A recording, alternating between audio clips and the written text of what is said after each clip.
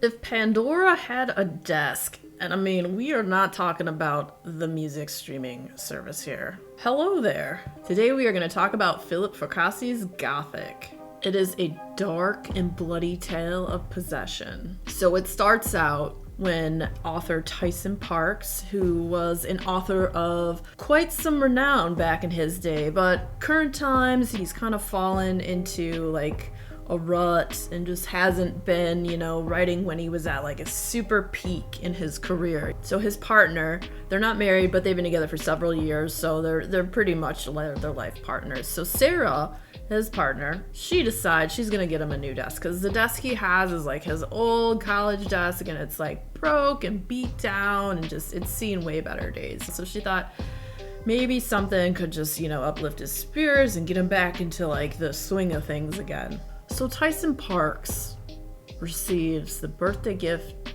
of a lifetime. Or one could say many lifetimes that were cut short by bloodshed and death, all on top of this desk or on top of the slab that sits on top of what is now looked at as a desk that has hundreds of years of this dark, turmoil interlaced history with these two different families, the Montresors and the Crozets. I hope I am saying those names right. And both were heavily involved in the occult.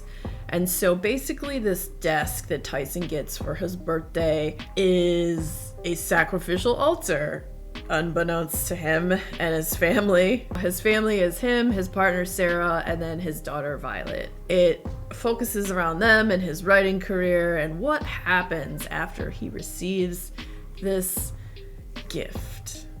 So what could possibly go wrong? I mean, your new desk was a sacrificial altar that's had hundreds of years of bloodshed and death on top of it.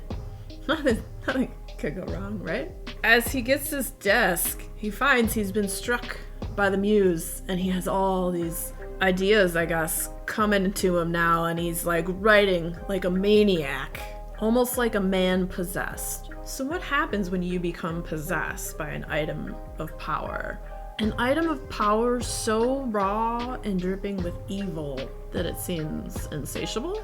What happens when that darkness stops feeding you and you start feeding it?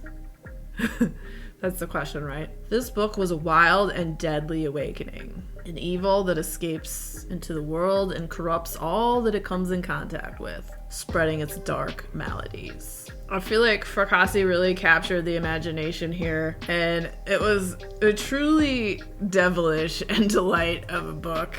And I know this has already been said, like what Stephen King did for The Car with Christine is like what Fracassi did with the desk for Gothic. And it was just, you think, okay, here's a story about a desk that is evil and possessed. I mean, how interesting can a story about a piece of furniture really be? Well, let me tell you, and I'll go back to the first thing I said when the video started. If Pandora had a desk, man, this story was really dark and scary and terrifying. The way the desk was portrayed and came alive and possessed the author to write these things, to spread its dark tendrils more out into the world, was truly fantastic. This is the first Philip Fracassi I've ever read. I've been hearing about Philip Fracassi from the Jeff Word, who's one of my favorite booktubers. He has been spreading the good word of Philip Fracassi, and I'm super late to the party, but I'm glad to be here because dang, Gothic was awesome. There's so many more books he has that I need to now get into and read, and I'm super excited to do that and explore more Fracassi.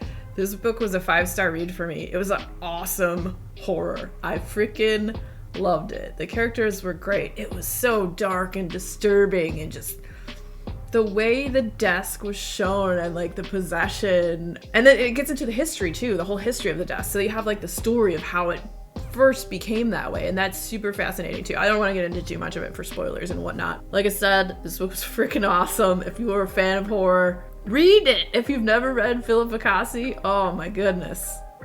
That was my first time. Loved it. Loved him.